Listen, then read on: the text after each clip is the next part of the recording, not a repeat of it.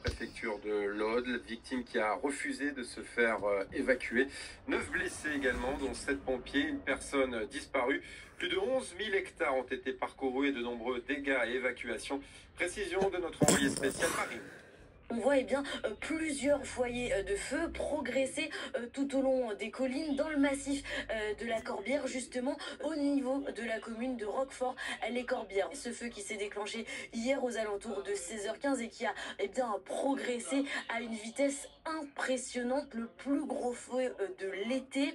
Des pompiers qui sont mobilisés depuis hier. 1500 pompiers sont actuellement déployés sur le terrain. Ils seront renforcés dans la journée par 400 pompiers supplémentaires, et puis les moyens aériens qui vont tenter d'éteindre le feu, d'aider les soldats du feu qui sont à terre. Ce que l'on peut vous dire également, c'est ce bilan humain qui est lourd. Une personne qui a perdu la vie dans son habitation à Saint-Laurent de la Cabrerie, et puis 2 personnes civiles qui ont été blessées, dont l'une est en urgence absolue. Du côté des soldats du feu, là aussi, il y a des blessés.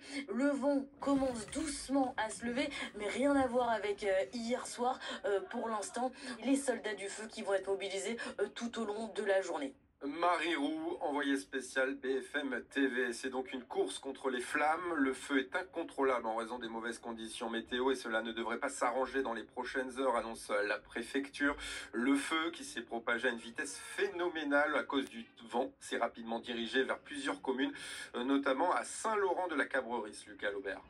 Lorsque l'incendie s'est déclaré, le gigantesque panache de fumée semblait encore loin pour Anna Camille. Mais les flammes, poussées par le vent, se sont très vite rapprochées de sa maison. Il y a beaucoup de fumée. J'ai fermé tous les volets, tous les portes de la maison. Le village est devenu noir. Il n'y avait plus de lumière, c'était horrible. Dans certaines zones du village, l'incendie ne laisse aucune chance aux véhicules laissés là, tous calcinés.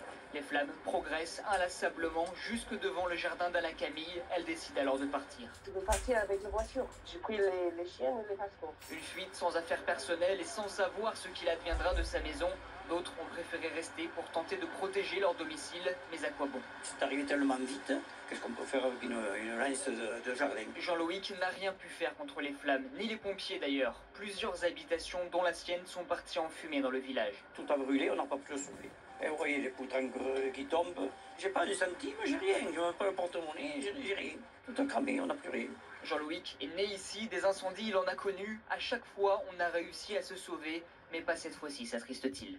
Et 5000 foyers sont toujours privés d'électricité dans une vingtaine de villages. La population est appelée à rester confinée chez elle. Autre incendie, cette fois-ci dans l'Hérault, plus précisément dans le parc départemental de Bessille à Montagnac.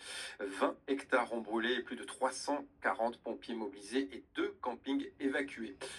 7h34 sur RMC, 48 heures après la découverte d'un cadavre près d'Amiens.